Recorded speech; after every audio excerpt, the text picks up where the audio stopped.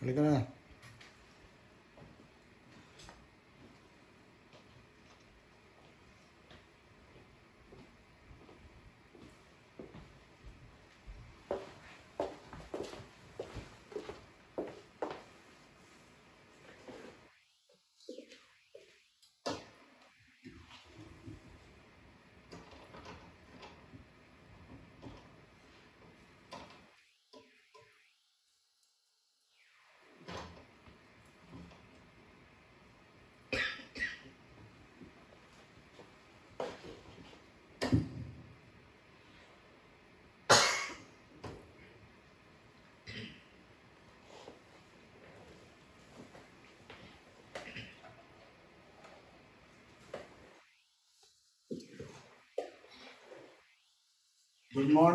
Good morning everyone. Yes, welcome back to Jesus Word for Church of God members on our live worship.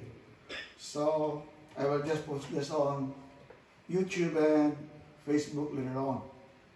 So, we will try to discuss, actually this was our topic last time regarding it's not the will of God if it goes against the Word of God.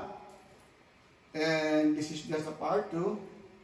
So I would like to proceed this matter and to discuss regarding the will of God. So this is not to insult someone or to provoke someone, but this lesson is to teach us, me and you, regarding what we have embracing faith. So the faith that we have, or the belief that we had, or the customs that we practice. So once again, we do not want also to hurt someone regarding their belief, but we are going to discuss regarding what the Bible says so. So in connection to this, I will try to explain this slowly by slowly.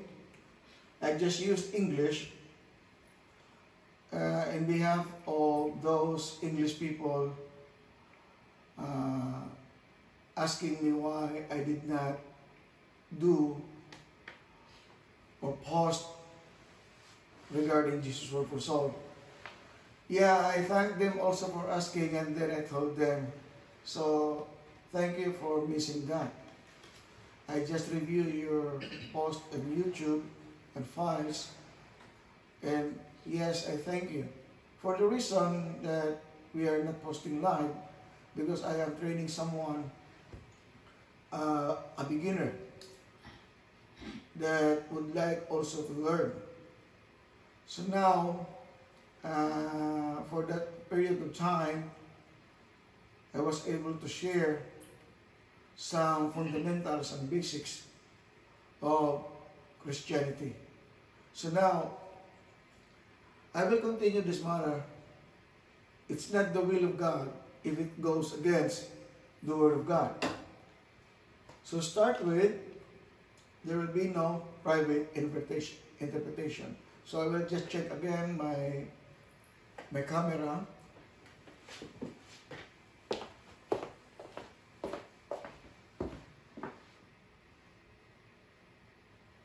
Okay.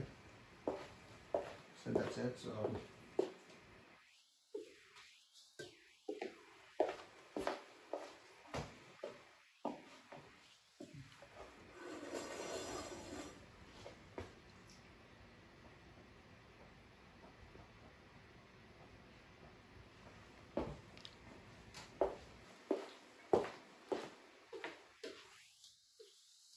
okay, that's it. So we are good now. No private interpretation. What does it mean? Kung sa Tagalog, hindi tayo basta-basta magbigay ng ating sariling pagkakaintindi o kaya interpretasyon. Bawal na bawal po yan. So, dito, makikita natin na mayroong batas na pinag-uusapan. Saan naman natin makikita yan? In the book of 2 Peter, chapter 1, verse 20. Knowing this first, that no prophecy of the Scripture is of any private interpretation. So, kung ating mapag-aralan ito, hindi ko kasi inaano yun sa Tagalog. Gagawa tayo rito ng Tagalog. Pabasa ko sa inyo. Sa 2 Peter. Yan. Makikita natin dito na yan.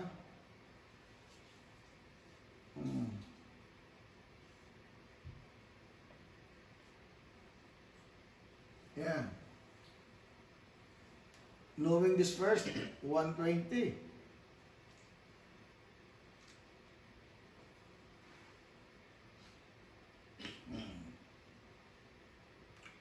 Na maalaman mo na ito ng alinmang hula ng kasulatan ay hindi nagbuhat sa sariling pagpapaliwanag. Bawal na bawal. Yan. Hindi pwede. Na malaman mo na ito na alinmang hula ng kasulatan ay hindi nagbuhat sa sariling pagpapaliwanag. So, sa English, makikita natin, so, yeah, as I have told you, some Englishmen asking why. Yeah, thank you, Stephen. Yeah, from Ajax. He just called me last day. Then I have given them, yeah. So yeah, you're welcome to come and visit sometime here. Yeah, the same address, 14 Makina Crescent, M1G 1P9. And in chapter 2 again of 2 Peter, chapter 1, 2 Peter, chapter 1, verse 21. We have read verse 20 and 21. It says, "For the prophecy came not in all time by the will of man, but holy men of God spake as they were moved by the Holy Ghost." As they were moved by Holy Ghost. So we can see here that it is not by man. Sapagkat hindi sa kalooban ng tao dumating ang hula kailanman, kundi ang mga ito ay nagsalita buhat sa Diyos na nangaudyukan ng Espiritu Santo. So yan po ang Tagalog dyan. Subukan natin palakihin ito kung pwede. Yan.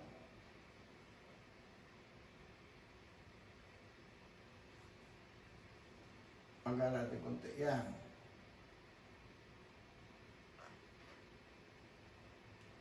Sapagkat hindi sa kaloobang ng tao dumating ang hula kailanman, kundi ang mga tao ay nagsalita buhat sa Diyos na nangaudyukan ng Espiritu Santo. So yung may guhit niyan ay ang sa versikulo 20 at ang sumunod ay 21. So makikita natin na bawal talaga. We are not allowed to make our own interpretation. When you are reading the book, just read it. Don't make any interpretation. Just like having money. If your money is 20, do not think that, oh, this is 100. That is insanity. Yung bang kabaliwan. O gawin mong sandok yung kutsara, yung sandok gawin mong kutsara. So that's insanity, kabaliwan, kalukuhan. So we have proven that on the verse stipulated o nakasulat, I have read it in English and Tagalog for the sake of my kababayans, my fellow men or countrymen, that it's easier for us to understand in Tagalog. Now here, we need to count our blessings, not our burdens. Just like this morning, God allows us to walk up, and in the Philippines it's nighttime, and when you arrive home, either you are tired, or you are disappointed, or you are something like embarrassed by others, or it seems that you are helpless. The good thing is, you arrive home safe. You were able to see your loved ones. Yes, sometimes some people ask me, nakakalungkot umuwi na walang pagkain. Pero kung iisipin mo, pinayagan ka ng Diyos na mabuhay, ang pinaka-blessing natin na buhay tayo. Count your blessings, not your burdens. And I will explain to that later. And how this will do. And why is it we need to count our blessings, not our burdens? Mayroong reason dyan. There are reasons behind. So, when you talk about your blessings, more than you talk about your burdens. Dahil, yung kaibigan mo, ipagchismis ka niyan eh. Maaaring hindi siya handa na makinig sa mga bigatin mo o kaya binubuhat mo. Ichichismis ka niyan.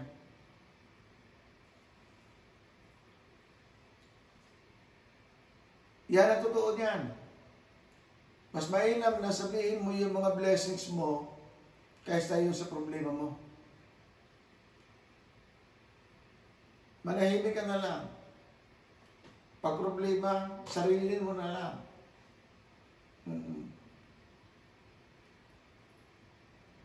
Bakit kaya? May dahilan yan. There are reasons behind why you should not talk your burdens to others.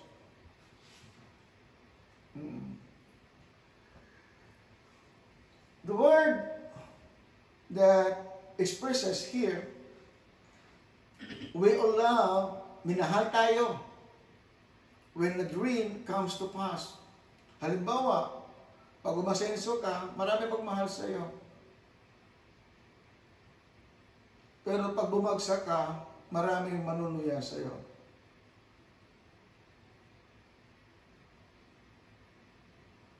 Umpisahan mo sa pamilya mo. Doon mag-uumpisa. Hindi mag-uumpisa sa ibang tao. Pag may umasenso, marami pagmamahal sa iyo. Pag hindi ka na umasenso, itatakwil ka. And that is true. Papatunayan ko yan sa versikulo.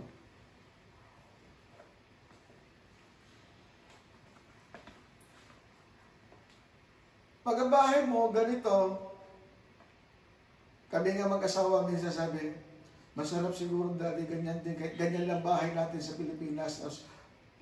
Tapos mayroong hindi ba yung dikit-dikit na bahay?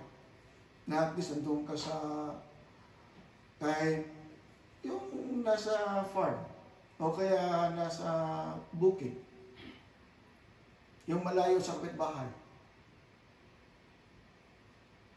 Yung hindi mo maamoy yung niluluto nila. Yung hindi mo maririnig yung kanilang pinag-uusapan. That's what I mean. Kundi, ang mapapakinggan mo, manok, yung tilaok ng manok, O kaya kung may iti ka dyan, o may kambing ka, may baka ka, mahal na ngayon magkaroon ng baka. Manok na pinakamadali, pero mahal na rin. No? Ganyan ang bahay mo sa mga nagsusumikap mag-abroad. Yan ang pangarap eh. Sabi nila, barong-barong ng yung bahay namin. Pero at least sabi ko nga sa iyo, maganda yan. Maganda yan. Pero, pag ganyan ang bahay mo, hindi lahat mahalin ka eh. Pero pag ganito bahay mo, lahat ng mga kapitbahay mo dyan, nirespeto ka. Pag dito, kulang sa respeto sa iyo eh. Walang titingala sa iyo. Mayroon pang bibisita dyan, mga sarcastic. Ganda ng bahay mo ba eh? Bro, aircon na. Bakit? Walang dingding eh. No? Aircon eh. Ha? Libre heating. Diba? Kasi pag umulan, yung trapal lang ibababa. Kasi hindi pa nga tapos. Tapos may bibisita. Ha? Ganda ng bahay mo bro. Libre aircon. Eh, ba't ka nakahubad? Eh, aircon naman libre yan. Ang init ng, mainit sa Pilipinas eh. Kaya buksan mo pa lahat ng bitana, mainit pa rin eh. Pero pag ganito, wala magbibiro sa'yo. Pag nasabi sila maganda bahay mo, totoo sila sabi noon. Ganda talaga ng bahay mo. Pwede pumasok? Oo. O sige, pasok ka. Hubarin mo yung sapatos mo. Orti mo naman ito. Ikaw pa magreklamo. Hindi naman ikaw maglilinis. Oo. Kaya, pag bumisita ka sa ganyang malalaking bahay, matuto ka ng mudo. Siguro naman na nakukuha mo na yung punto ko ngayon. Pag hindi pa rin, papasok tayo dyan. Oo. Eh sabi ko nga sa'yo ngayon, no private interpretation. Kasi meron akong paghahatiran yan. Sabihin ko sa'yo, kahit paglabas mo dyan, naka-short pants ka lang eh. Ang makikita nila, hindi yung short pants mo, kundi yung bahay mo. Halimbawa, si Tatay Ben na may-ari niyan, paglabas ni Tatay Ben, kahit naka-short pants lang yan, butas-butas yung damit eh. Sabi niya, milyonaryo yan. O, pero pag mahirap nagsusuot ng butas-butas na damit, naghihirap talaga yan, wala na maisuot. Pero pag mayaman nagsuot ng butas-butas na pantalon, uso yan. Butas-butas na t-shirt, ay uso yan. So baliktad kasi ang panahon ngayon. Baliktad ang utak. Ito pa. Kahapon, kami mag-asawa, kaya kami nag-travel. Kumbitahan kasi ang inyong lingkod na pinagkatiwalaan na maghandog ng panalangin sa mag-asawa. At mabigyan ng counseling para sa bagong hakbang pag sila'y maging magulang.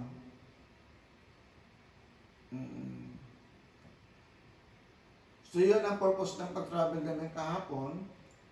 At yun nga, hindi ko na makakalain na meron doon nung nagtapon ako ng pinagkainan namin. Pastor, nagkakasal ka rin? Sabi ko, yes, kapsat. Ganon din. Bakit? Sila magplanong pakasal. Pangiti-ngiti sila eh. Bakit naman? Maganda yung pangaral mo, Pastor. Simply at maliwanag. Salamat sa Diyos. So ngayon, pag kanyang buntis yung misis mo, proud na proud yung lalaki kung nagmamahalan kayo. Pero kung kabit-kabit ka lang, ikinakahiya ka ng magtago ka, huwag kang nakuha mo? So, mahabang usapan yan. Dito, ang mga babae, pag nagbuntis, huwag lang ni-rape, huwag lang sinapilitan, masaya-masaya yung babae. Dahil nga, ang mga anak natin ay mana natin sa Diyos. Mamaya ko na ibigay ang bersikulo, pero nasa Salmo yan. Binasa ko rin kahapon yan doon sa baby shower. Ang anak natin, o magiging anak natin, ay mana natin sa Diyos yan. Hindi mo minana yan, kahit kanino. Mana natin sa Panginoon. Matwins ma yan, o nag-iisa, mana natin sa Diyos, kalooban niya yan. Kung binigyan ka man ng 3, kalooban niya yan. Kalooban niya yan. Siyang masusunod. Mana natin sa Diyos. Yung anak natin ay hindi natin sarili. Maging ang buhay natin ay hindi natin sarili. We do not own our life. Hiram natin sa Diyos yan. Halimbawa, yun, lumaki, nag-graduate yung bata, siyempre matutuwa yung magulang. Nagampanan nila. That they were able to send your child to school. Isang tagumpay yan sa mga magulang. At tagumpay din ng Diyos. Dahil napagkatiwalaan kayo sa mga bagay na yan.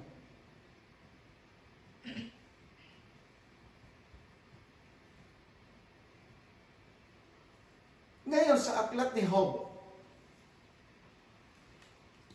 Job chapter 2 verse 10, but he said unto her, Thou speakest as one of the foolish women speaketh.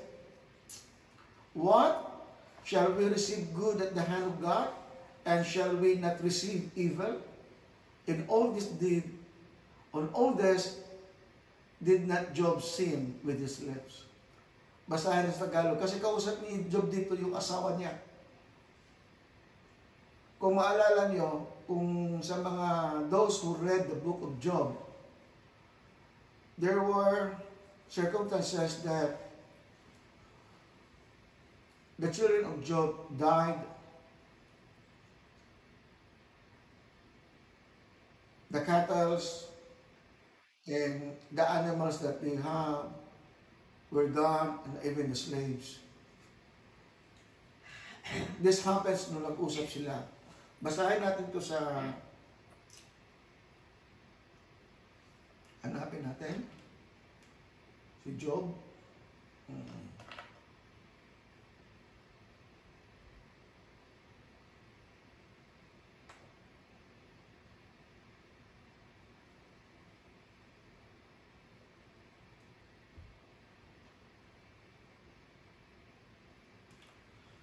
Ngunit sinabi niya sa kanya,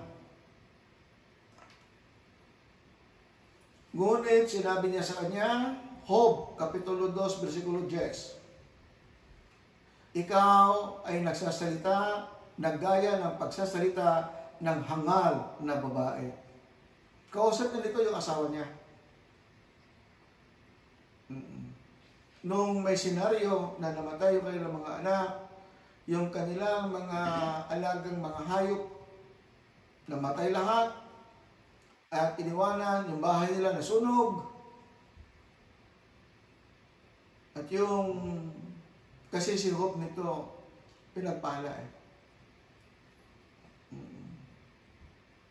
Yung bahay niya sa farm nasunog na kung saan, nandun yung kanyang mga anak na nagkakasiyahan. Walang kamalay-malay na mayroong darating sakuna. Kaya yung asawa niya, ito yung sinabi ng asawa ni Job sa kanya. Ito yung sinabi ng asawa niya. Then said his wife unto him, Dost thou still retain thy integrity? Curse God and die. O, yan ang sabi ng asawa niya. Sa Tagalog, nang magkagayoy, sinabi ng kanyang asawa sa kanya, namamalagi ka pa ba sa iyong pagtatapat? Yun ang tanong ng kanyang asawa. Itakwil mo ang Diyos at mamatay ka. Kasi nga si Job sa oras na ito ay puno-puno ng pigsa. Hindi lang isa, puno ang katawan, pati ulo. Hanggang sa puwet, hanggang sa paa, puro pigsa. Maaari kang magtaka kung hindi mo nabasa ang istorya ng buhay ni Job. Well, paliwanag ko yan mamaya katapos dito. So, minsan makakarinig tayo ng ating mga salita sa ating asawa na hindi kaaya-aya. Hindi kaaya-aya. Sabi ko nga siya, yung kaaway mo, umpisa sa pamilya. Sa pamilya, ang umpisa sa away. At ang umpisa ng paghihiwalay dahil sa masamang salita. Yun yung mga bagay na nangyayari. Sa mga hindi nakakaalam, ito yung mga bagay na na makikita natin sa kalagayan ni Job.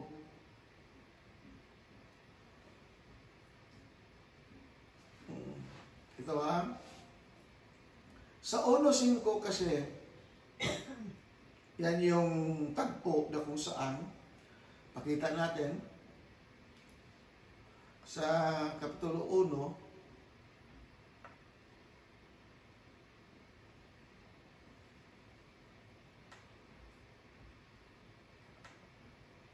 yan, 1:5, basahin ko.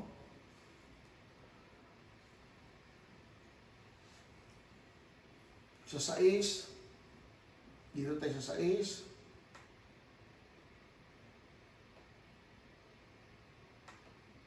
Ayan. Now there was a day when the sons of God came to present themselves before the Lord, and Satan came also among them. So, sa Tagalog, isang araw nga ng ang mga anak ng Diyos, yung mga anak ng Diyos dito during that time, ang tinutukoy po dito mga anghel, ay magsiparoon na magsiharap sa Panginoon. Nagkaroon sila ng pulong. Na si Satanas ay naparoon din naman na kasama nila.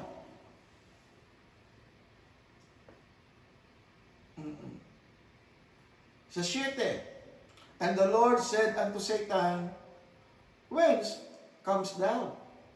Then Satan answered the Lord and said, From going to and fro in the earth, and from walking up and down in it. At sinabi ng Panginoon kay Satanas, saan ka nang galing?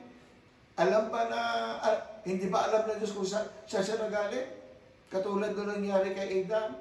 Adam, where are you? Hindi ba niya alam? So ang Diyos, marunong magsubok. Kaya nga ulitin ko, sa ating kahirapan, tulad ng sinabi dito, na mas mainam na ibalita mo ang iyong mga pagpapala o bendisyon kaysa pag-usapan nyo yung mga lahat ng bigatin na problema. Ang masaklap pa ngayon, problema ng ibang tao pinag-uusapan nyo. Wala ka nang pakialam sa problema nila.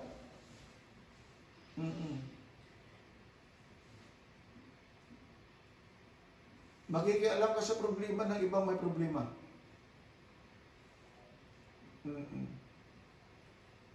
So ngayon, kaya napunta tayo dyan, dahil pag may success ka, pinag-uusapan ka. Pero nung bumagsak si Job, pati asawa niya, isinumpa pa siya, mamatay ka. Ha? So yan yung nangyari sa araw na yun, kasi hanapin natin kung bakit nagkaroon ng bukol-bukol si Job. Ito, usapan nila sa 7. Ibaba lang natin ha. And the Lord said unto Satan, Whence comes thou, Satan? Then Satan answered the Lord and said, From going to and fro in the earth, and from walking up and down in it. Saan ka nang galing?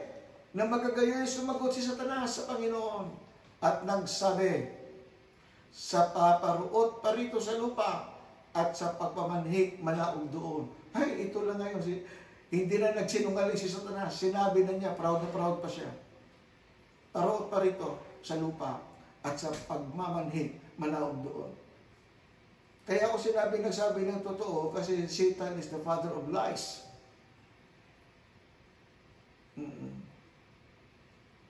Then Satan answered the Lord and said, Doth John fear God for naught? Salita ito ni Satanas. Kaya sabi ko nga, ang Biblia ay hindi salita ng Diyos. Hindi lahat mayroon din salita ni Satanas. Kaya doon sa mga nagtanong sa akin, Pastor, ang Biblia ba ay salita ng Diyos? Sabi ko, hindi lahat. Bakit sabi ng iba mga ngaral, Pastor, ito daw salita ng Diyos? May laman na salita ng Diyos. At may salita din dyan ng Satanas. Tulad ngayon binasa. Nang magagayoy, sumagot si Satanas sa Panginoon at nagsabi, Natatakot ba nang walang kabuluhan si Job sa Diyos? Magandang tanong yan. Natatakot ba? Suggest, Has not thou made an hedge about him, and about his house, and about all the hand on every side? Thou hast blessed the work of his hands, and his substance is increased in the land. Hindi mo ba kinulong siya at ang kanyang sambahayan at ang lahat ng kanyang tinangkilik sa bawat dako? Iyong pinagpala. Ang gawa ng kanyang mga kamay at ang kanyang pag-aari ay dumami sa lupain. So ngayon dito sa lupa, alam ni Satanas kung umasenso ka o hindi. Kung mayroon bang higit na umasenso, pag umasenso ka dahil pinagpala ka ng Diyos, may higit na nagseselos si Satanas. O ano? Kaya nga may mga anak si Satanas eh. Kaya yung mga enggitero, tatay mo si Satanas.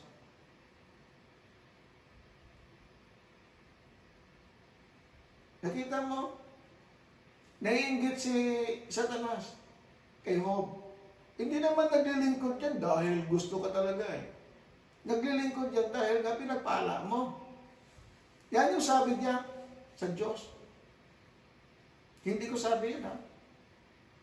Hindi ko interpretasyon yan. Nagbabasa ako ng bersikulo. Ngayon, dahil nga yun ang sabi niya kay Ama, suggest, sa 11,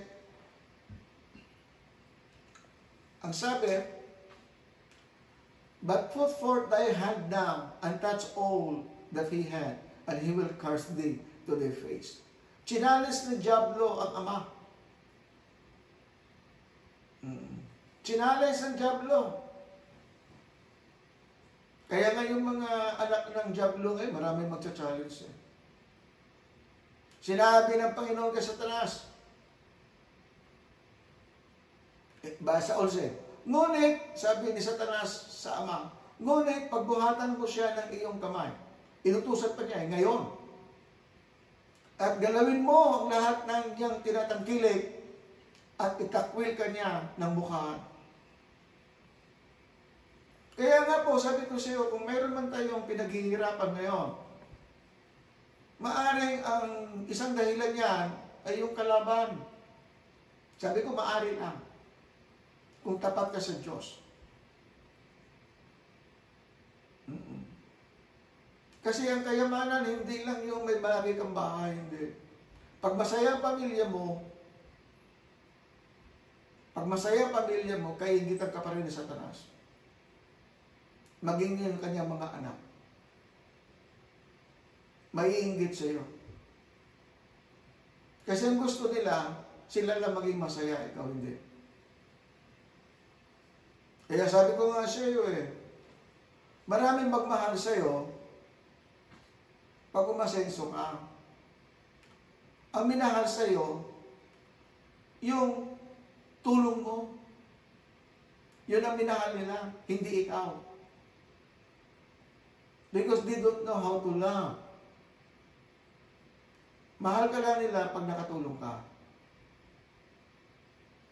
Ito, sumagot ang Ama kay Satanas. And the Lord said unto Satan, verse 11, verse 12, and the Lord said unto Satan, behold, all that he had is in thy power. Only upon himself put not forth thy hand. So Satan went forth from the presence of the Lord.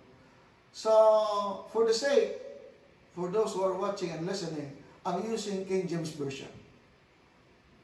At sinabi ng Panginoon kay Satanas, narito, lahat niyang tinatangkilik ay nangasay iyong kapangyarihan. Binalik ng Diyos ang sinabi niya, sabi ni Satanas sa kanya. Siya lamang ang huwag mong pagbuhatan ng iyong kamay. Sa gayoy, lumabas si Satanas na mula sa harapan ng Diyos. Karadakay, bilis-bilis, tumalikod ka agad dahil binigyan siya ng karapatan. O sige, lahat ng kanyang tinakakilik, nasa kamay mo. Huwag mo lang kunin ang kanyang buhay sa madaling pagsasalita. Kaya nga, kung sabi ko nga, pagising natin sa umaga, buhay tayo, kahit puno-puno ka ng problema, mas masaya dahil may pag-asa ka. Malampasan mo rin yung problema.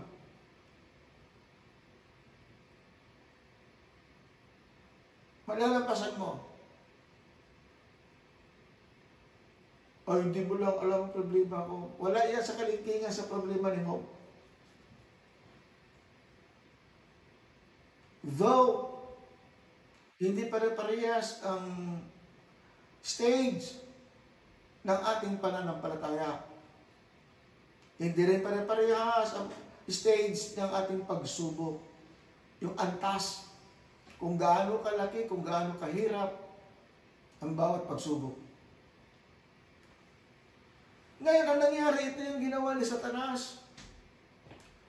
And there was a day when his sons and his daughters were eating and drinking wine their eldest brother's house. Siyempre nga mayaman, yung mga anak, so yung panganay, nagkumbida sa mga kapatid. Pagkasiyahan, kaugalian niya ng mga Hudyo, pag kumain, laging may alak. Sa kasiyahan. Sa kasiyahan. At nangyari isang araw na kanyang mga anak na lalaki at babae ay nagsikain at nagsiinom ng alak sa bahay ng kailang kapatid na panganay. Hindi natin alam kung mayroong okasyon. Kung ano mang okasyon yan. Thanksgiving, kasi mayaman nga sila. Yung may rancho. May rancho.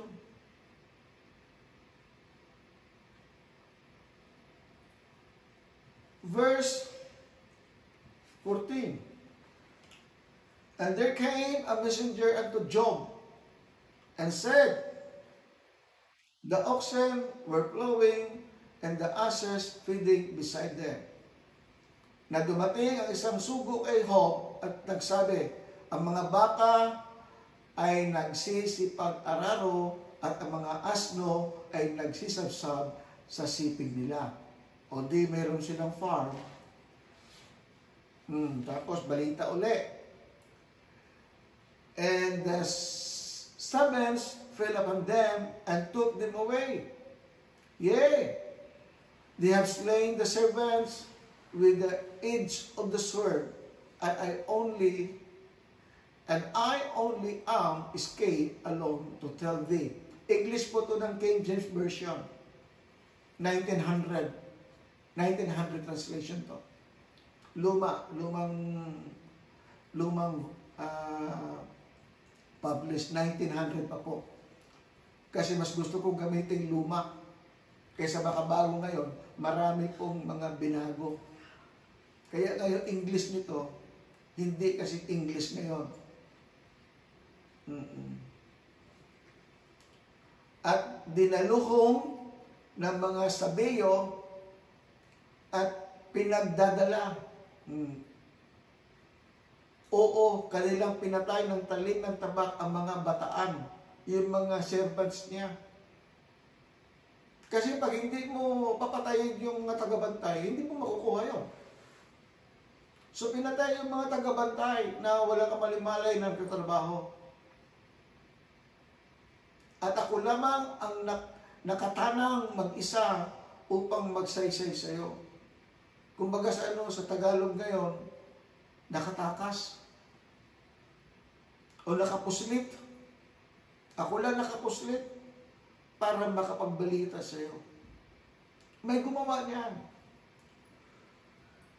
Ang sa versikulo 16,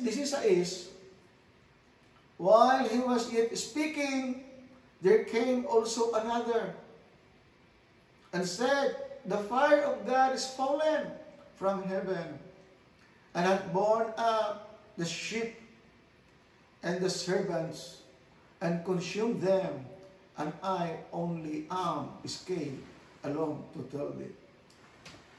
Samantalang siya'y nagsasalita pa, habang nagsasalita yung nag-report na pinatay ang mga servants na kasama niya at ang mga baka ay kinuha lahat, may dumating na namang isa. At nagsabi, ang apoy ng Diyos ay nalaglag mula sa langit at sinunog ang mga tupa. Sinunog.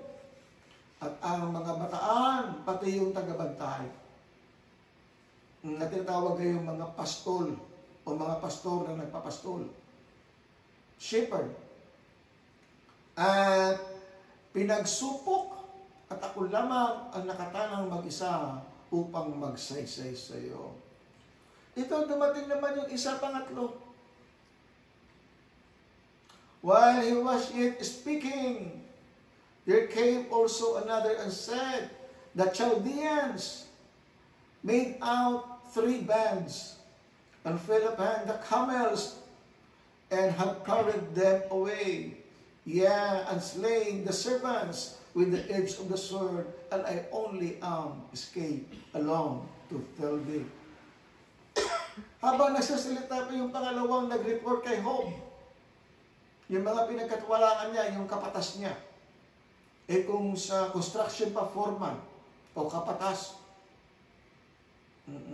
sa English kayo, mga caregiver, yung mga pinagkatiwalaan, caretaker.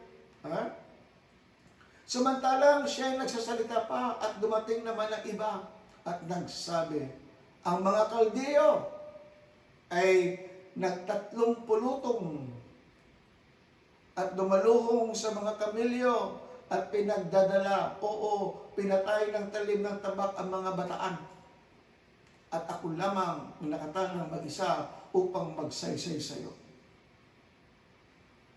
Pangatlo na yung pang-apat. Habang nagsasalita yung pangatlo, while he was yet speaking, there came also another said, thy sons and thy daughters were eating and drinking wine in their eldest brother's house. Samantalang siya'y nagsasalita pa at dumating naman ang iba at nagsasabi, ang iyong mga anak na lalaki at babae ay nagsisikain at nagsisiinom ng alak sa bahay na kailang kapatid na panganay. Anong nangyari?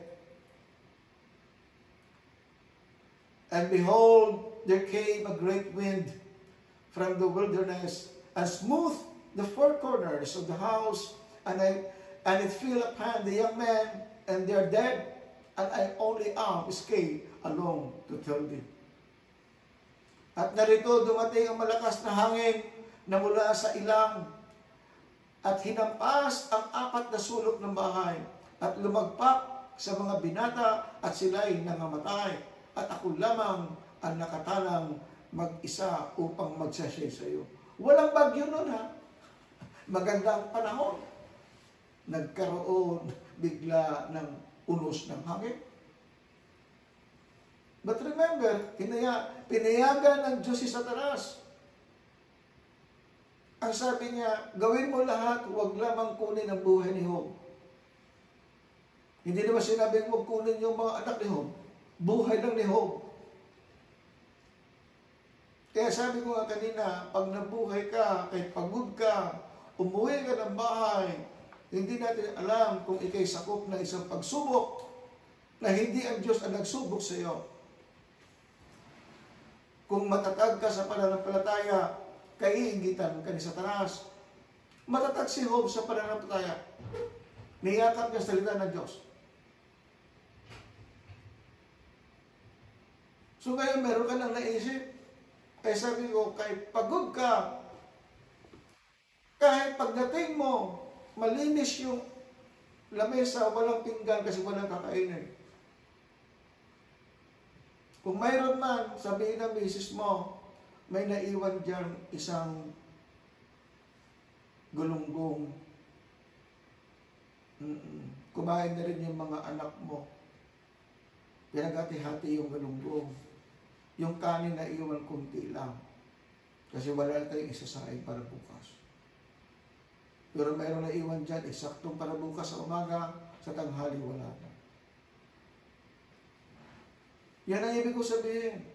Ano man datnan mo sa bahay mo at buo pamilya mo, magpapasalamat ka sa Diyos.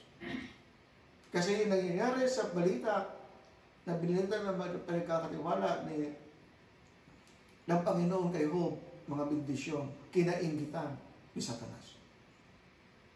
Ibang klase maingit si Satanas, kukunin niya lahat sa iyo. Hindi buhay. Kung totoo nga na ikay may ugnayan sa Diyos.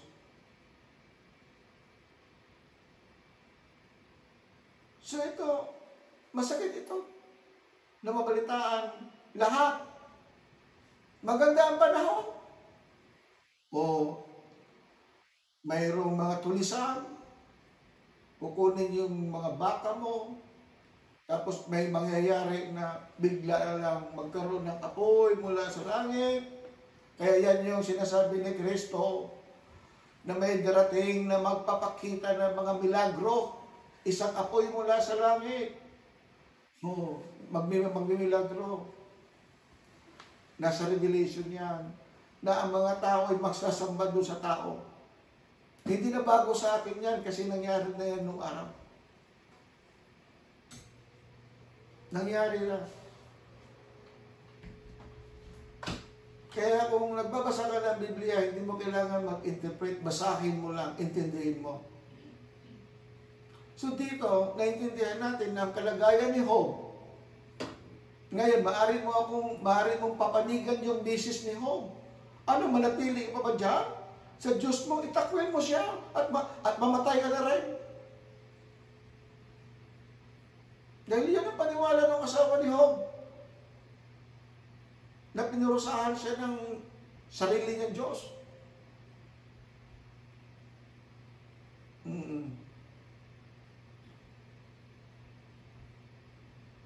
So ngayon dito, makikita mo na sa malungkot na pangyayari sa mga napakinggan ni Job. In verse 20, then Job arose and rent his mantle. Pinulit niya ang damit niya. Kasama ng loob. Siyempre, magtatanong siya. Unang-una yan. Maaari mong pwedeng idugtong yung sabi ni Kristo, God, why have you forsaken me? Lord, bakit mo ko pinabayaan? Maaring gano'n. Sabi ko, maaring gano'n. Tingnan mo. Sinira niya kanyang damit. At sunod, nagkalbo.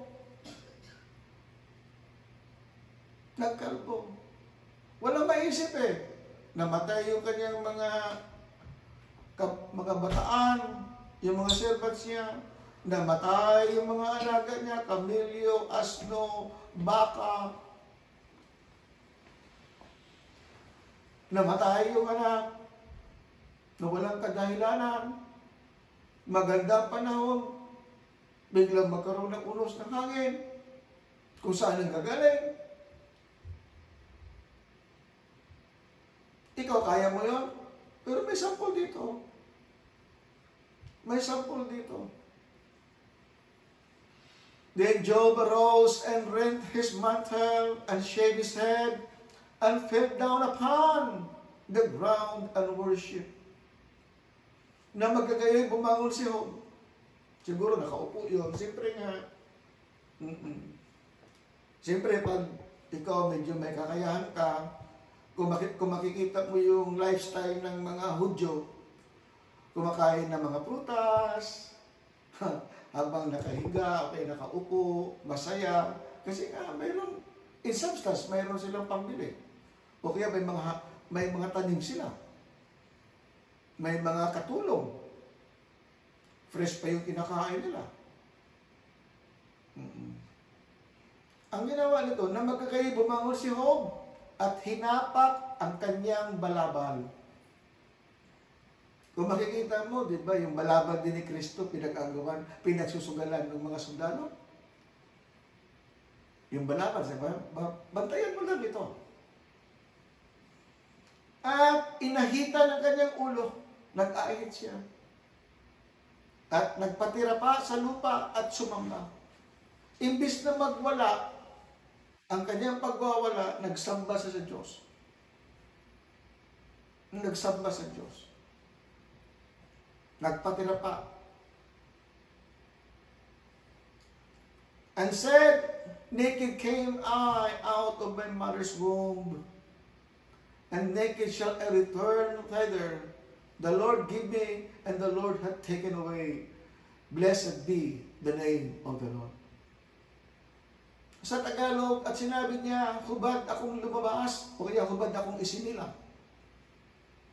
Hubad akong lumabas sa bahay bata ng aking ina. At hubad na babalik ako roon, at ako roon, ang Panginoon ang nagbigay, at ang Panginoon ang nag-alis. Purihin ang pangalan ng Panginoon. What happens there? In all this, Job sinned not, nor changed God, or charged God foolishly. Sa lahat ng ito ay hindi nagkasala si Job. Sa lahat ng pangyayari, hindi siya nagkasala sa isip niya. Hindi siya nagkasala sa kanyang pagsasalita. Hindi siya nagkasala sa kanyang paggalaw.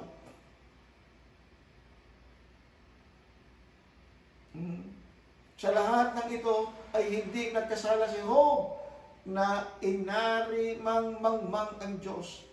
Hindi siya nagalit sa Diyos. Hindi niya sinisi sa Diyos. Lord, bakit mo ako iniwanan? Bakit mo ako pinabayaan, Lord? Akala ko ba Diyos ka? Akala ko ba magkasundo tayo? Akala ko ba vibes tayo? Maaari yan ng mga isipin ng karamihan. So, dugtungan natin ito, ha? Kaya hindi ko nga isinulat sa slide kasi mahaba masyado. Kaya pinakita ko lang ito kung saan natin kinuha ito, English-Tagalog Bible. So, tuloy yan, binalik lang yung istorya doon sa kapitulo 5 na kung saan pinayagan ng Diyos si Satanas na upang subukin. So, ito na. Umpisa natin sa 7. 2:7 na tayo. So when Satan forth from the presence of the Lord and smote Job with the sword of boils. Ito na. Pagkatapos nung sumamba si Job dahil nakita niya hindi nagkasala, kasi ang sabi ni Satanas kay Job, kay Ama. Subukan mong tanggalin ang kanyang mga ari-arian, sumpain kanya. Nagkamali si Satanas. Lalong nagalit. Ha? Lalong nagalit si Satanas. So Satan fought for the presence of the Lord and smote Job with sword boils from sole to his foot and to his crown, ulo. Nasa 2:7 tayo, Kapitulo 2, versikulo 7 ng Job. Sa gayoy, umalis si Satanas mula sa harapan ng Panginoon at pinasibulan si Job ng masamang bukol na mula sa talampakan ng kanyang paa hanggang sa kanyang puyo. Biro mo yan. Isang lang eh. Isang pigsa lang eh. Masakit na yung kaya punong-puno katawan mo mula talampakan hanggang dito sa puyo mo, sa ulo. Gano'n magalit si Satanas. Kasi nainggit nga siya, nagkamali siya ng paratang. Kasi ang paratang niya sa Ama, sabi niya, si Job, subukan mong tanggalin yung kanyang pagpapalang ipinagpala mo sa kanya. Susumpain kanya. Pero hindi. Pinunit lang ni Job ang kanyang damit. Siyempre, meron sama ng loob. Nagkalbo. Ngunit, lumuhod, nagpatari pa sa lupa kung saan siya nanggaling. At sinabi niya, di ba? Hindi nagkasala. Hindi siya nagkasala. Nagbula ako sa lupa, babalik ako ng kusa. Hubad akong isinilang sa sinupupunan ng aking ina.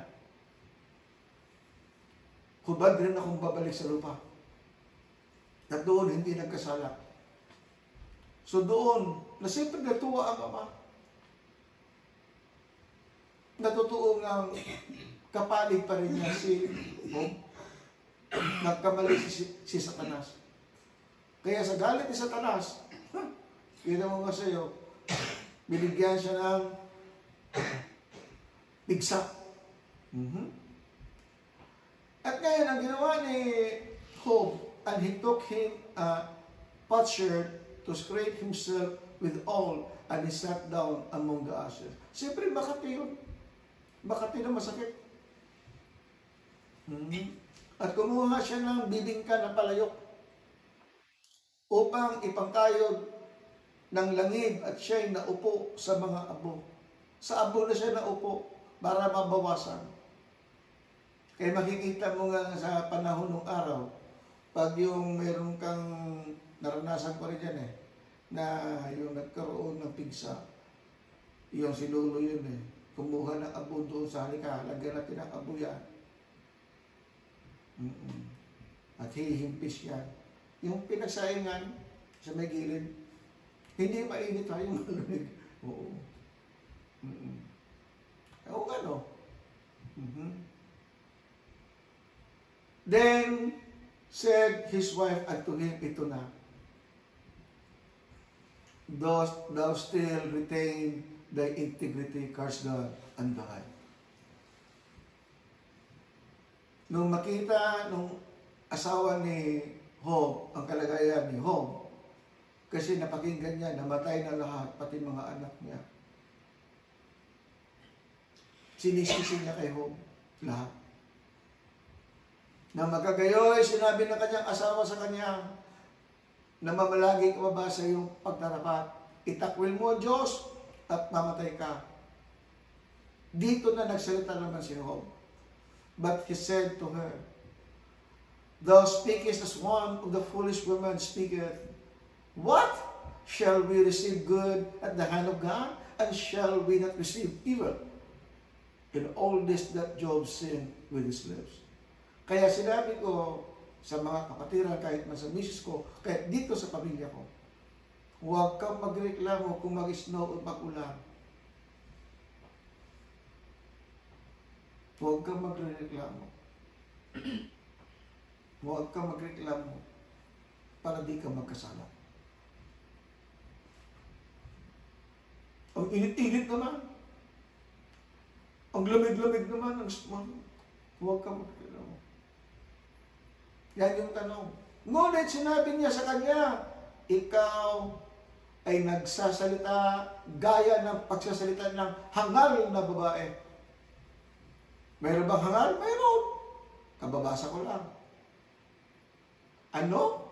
Tatanggap ba tayo ng mabuti sa kamay ng Diyos o hindi tayo tatanggap ng masama? Sa lahat ng ito ay hindi nagkasala si Job ng kanyang mga labi. Nakuha mo? Hindi ka magkakasala sa Diyos. Huwag ka magreklamo. Hindi mo nga kaya patubuin yung kuko mo, magreklamo ka umulan. Magreklamo ka uminit. Magreklamo ka mag-snow. Nag-snow na naman. At umuwi ka sa Pilipinas, walang snow doon. Alikabok mayroon. Init mayroon. Bantayan yung sinabi ko at sinabi ni Job. At sabi dito, hindi nagkasala si Job sa kanyang labi. Sa lahat ng ito ay hindi nagkasala si Job ng kanyang mga labi. Because he did not say against God who can create something. Kasi hindi alam ni Job kung sino ang dahilan ng pagkawala ng kanyang mga ari-arian na tinangkilik, pagkamatay ng kanyang mga anak, pagkamatay ng kanyang mga katulong. Hindi niya dahilan, hindi niya alam kung ano ang dahilan. Kaya pag hindi mo alam kung anong dahilan, huwag mo lang dagdagan. Just kneel down and pray. Huwag kang magsisi ng tao. Tapos pati yung mga kaibigan niya dumating sa versikulo 11. So ipapaubaya ko na ito sa inyo. Ang istorya niya, binisita siya ni Eliphaz, ni Termanete, and si Bildad. Tatlong kaibigan. Bumisita, patingin-tingin lang, hindi nagsalita. So hindi pa sila nagkasala. Nung magsalita na yung mga kaibigan, nagkasala na sila. At muntik pang mahila si Job sa kanilang kasalanan. Eh sabi ko kasi, hindi lahat ng kaibigan mo talaga. O baka kaibigan ni Satanas yan. Kasi muntik na mahatak dito si Job sa tatlong niyang kaibigan. So balik tayo doon sa ating slide. So ngayon na naintindihan mo na. Dito may hamon. If you truly want to change your life, you must first be willing to change your mind.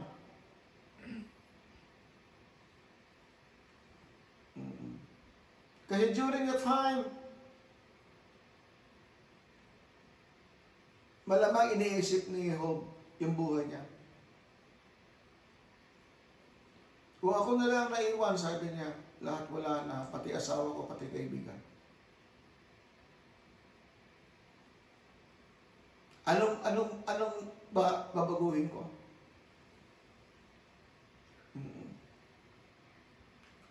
Dito, mayroon daw sample sa panahon natin, sa Romans 10:9.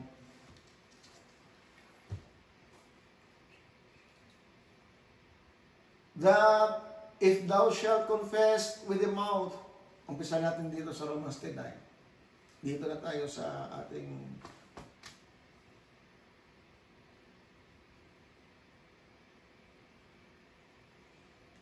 translation. Romans 10:9, hanapin natin. Kaya ko po pinakita ito, kaya ganito ginagawa ko pag nagkuha ng bersikulo. Yan, Romans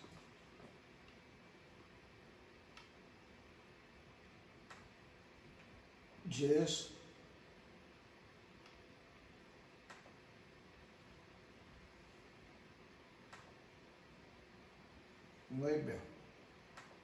Yan. That if thou shalt confess with the mouth the Lord Jesus, and shalt believe in thine heart that God had raised him from the dead, thou shalt be saved. Sa labis ng ating kalungkutan o karanasan sa buhay.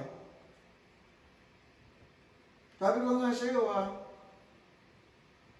namatay yung mga alaga ni Job, namatay yung nag-aalaga sa alaga ni Job, namatay yung mga anak ng babae at mga lalaki,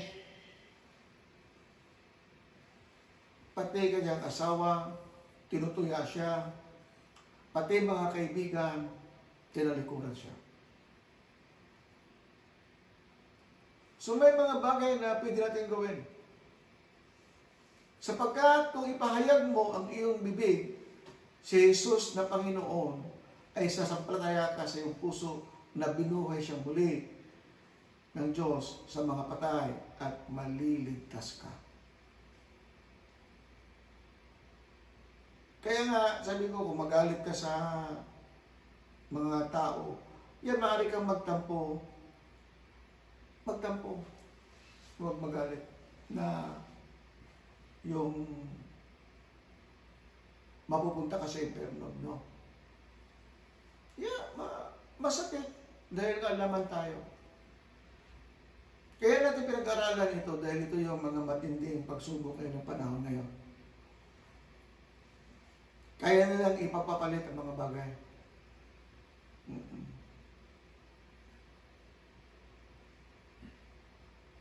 Kaya nga, so dito, for the heart man believe unto righteousness, and with the mouth confession is made unto salvation. Sapagkat ang tao manampalataya ng puso sa ikatutuwid. Sa ikatutuwid, pag mayroon kang panampalataya. At ginawa sa pamamagitan ng bibig at pagpapahayag sa ikaliligtas. Kaya natin hinugot yung kwento ni Job para maintindihan natin na gusto ng Diyos na huwag kayo magkasala sa ating bibig. Kasi hindi mo alam kung anong dahilan. Huwag mo sisihin ng Diyos agad-agad. Wow. Kaya pinakita ko sa yung istorya ni Job.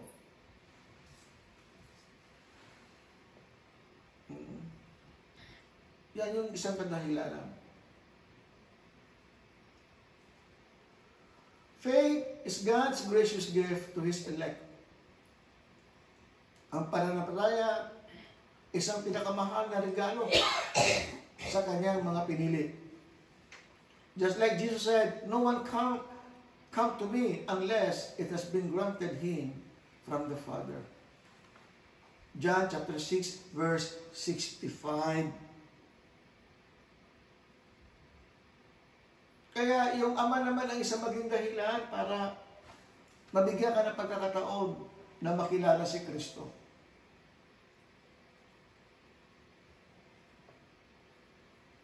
Kaya yung binasa natin kanina, yung Romans 10:10, binasa ko na ahead of time para malaman nyo.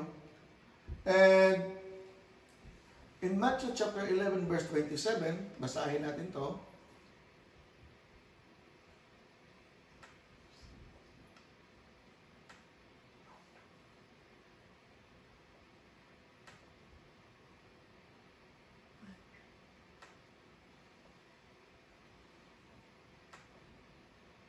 Verse 27, all things are delivered unto me of the Father, and no man knoweth the Son, but the Father. Neither knoweth any man the Father, save the Son, and he to whomsoever the Son will reveal him. Ang lahat ng mga bagay ay ibinigay sa akin ng aking Ama. Sabi ni Kristo yan. Hindi yung nag-claim na Kristo kung sino-sino. At sino may hindi nakakilala sa anak, kundi ang Ama. At sino may hindi nakakilala sa Ama, kundi ang anak. At yaong ibiging pagpahayagan ng anak. Kaya dito sa Dugtong 28, sabi niya, come unto me all ye that labor and are heavily laden, and I will give you rest. Kaya kung bago mo sasabihin sa mga kapitbahay mo, kaibigan mo, BFF mo, ang problema mo, mas magandang sabihin mo kay Kristo. Si Kristo hindi magsichismis yun. Magsiparito sa akin kayo lahat na nagpapagal at nangabibigatang lubha at kayo'y aking pagpapahingain. Siguro maybe starting today, bawas-bawasan mo yung pagsasalita ng mga problema. Kausapin mo ang Diyos. Yung anak ng Diyos, kung ayaw mo sa Ama, di yung anak ng Diyos. Kasi ang nangumbida dito, yung anak ng Diyos eh. Si Kristo ang nangumbida dito. Magsipirito kayo sa akin. Magsiparito sa akin. Kayong lahat nangapapagal at nangabibiglang lubha at kayo aking pagpapahingain. Mamili ka. Kung ayaw mo kay Kristo, di doon ka kay Ama. Kung ayaw mo kay Ama, kay Kristo. Pero sabi naman ni Kristo, no man come to the Father except by me. Oo. Hindi ka pwedeng lumampas. Dadaan ka kay Kristo. Kaya dumaan ka sa nagkumbida sa iyo. Doon ka dumaan sa nagkumbida sa iyo. Take my yoke upon you and learn of me, for I am meek and lowly in heart, and ye shall find rest unto your souls. Sabi niyo, pasalin ninyo ang aking pamatok. Ano ba kasi? Yung kanyang kahirapan, maranasan natin dahil nga, sabi niya, take the cup and be baptized the same as I baptized. Nabaptisin ay ahap. Kaya sa kanyang pagpapagal, sa kanyang kahirapan, maranasan din natin. Yung pag-iinsulto sa kanya, maranasan din natin. Sabi ka sa akin, Pastor, masakit na ba yung latigo? Ay, wala nang Hudyong maglalatigo sa iyo. Si Satanas ang maglalatigo sa iyo. Siya yung magbibigay ng pagsubok sa iyo.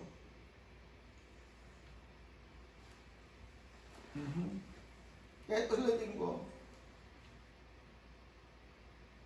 si Satanas, bibigyan kanya ng mga bagay na hindi maganda. Ang Diyos, tuturuan kang magsalita ng maganda. Si Satanas, ang may bibigay niya sa iyo, problema. Ang Diyos, ang ibibigay sa iyo, kapahingahan.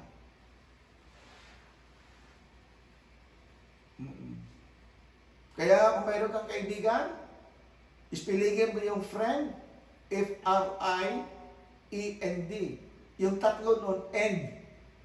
Kaya walang magtatagal na kaibigan. Kasi may end yan eh. Friend, may end. May end. Ha?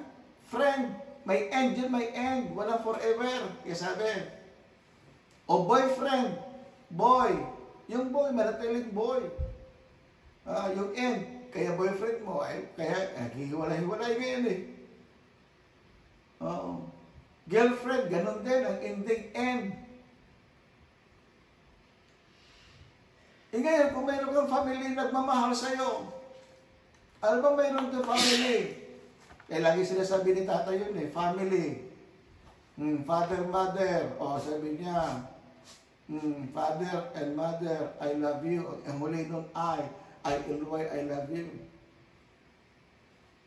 Kasi nga, friend, ang ending yun, end. Kaya nga best friend is the best enemy.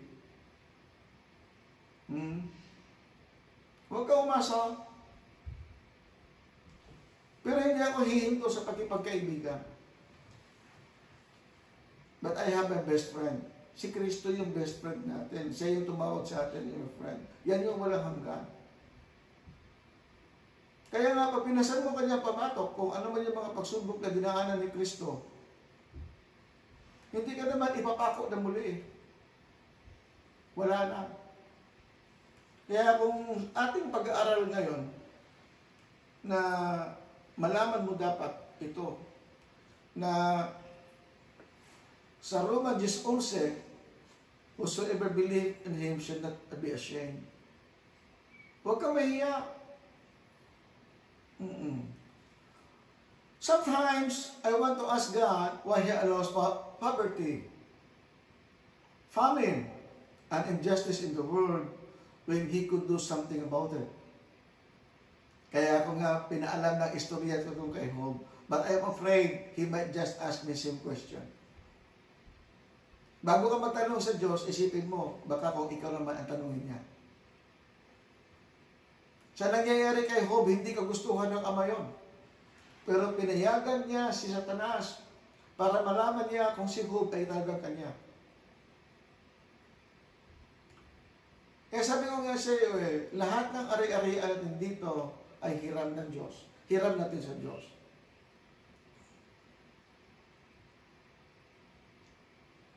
Pero sabihin ko, hindi madali pag ikaw ay dumaan ng pagsubok.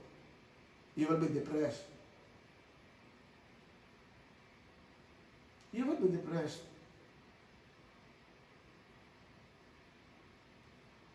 Si Job ba hindi na-depressed? Isipin mo. Pero hindi siya nagkasala. Hindi siya nagkasala. Kaya nga sa oras na iyong kalungkutan, sa oras na iyong, maraming mambubuyo sa iyo. Ay, minsan sabi niya, ang payat-payat ko na. Sabi ko, buti na lang, wala akong pigsa. Natatawa na lang ako.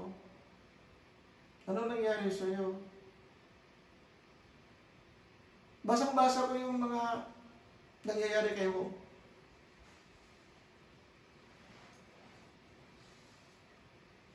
Basang-basa ko. Kaya minsan ayoko magtanong kasi baka mamaya tanongin rin ako ng Diyos eh. Sigurado ka bang galing sa akin yung pagsubok mo? Ha? Sigurado ka ba? Sigurado ka rin pag galing sa Diyos yung mga pagsubok mo? Sabi ko, lahat ng bagay kaigitan ng Satanas, pagtapat ka sa Kanya.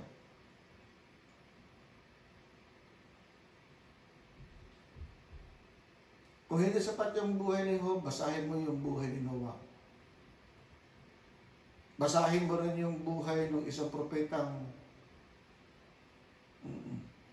na pinayagan niya mag-asawa ng prostitute, si Gomer, na babae. Si Hosea. Marami kang makikita na kumparaan. Kaya tuloy sa 12, sa Roma 12, pero lagi mong isipin that you are a citizen of heaven. Yeah, tulad namin dito, kami mag-asawa, kami magbiyanan, Filipino citizen, pero ngayon Canadian citizen, kaming tatlong magbiyanan, parehas kami senior citizen, in a few years, si Brenda kami maging senior citizen na rin. But we are a citizen of heaven. Hindi tayo manatili dito sa lupa. Darating ang panahon, babalik tayo sa lupa, hubad tayo isinilang, katulad ng sinabi ni Job, hubad tayong babalik. Kaya sa mga live natin ngayon, dito muna natin ihinto yung ating live na ipopost ko mamaya. Sa mga nandyan nakikinig, purihin po ang Diyos sa buhay ninyo. Ito po ay isang encouragement na pagsasalita, encouragement na kung saan hinihikayat ko po kayo na huwag agad sisihin ang Diyos sa ating kalagayan.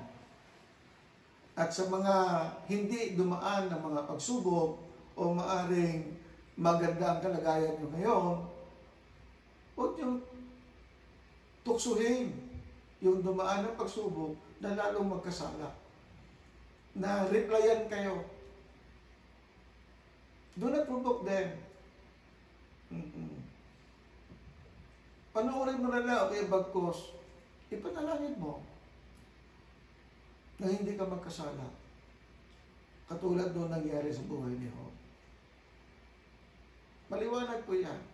Pero hindi pa tayo nagtatapos sa buhay ni Job. Itutuloy mo natin yan.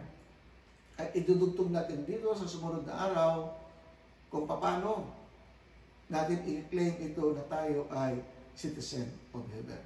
Muli, isang pagpapala po sa Diyos ang sumasa inyo, sa mga nanonood dyan at manonood pa. Purihin po ang Diyos sa buhay ninyo.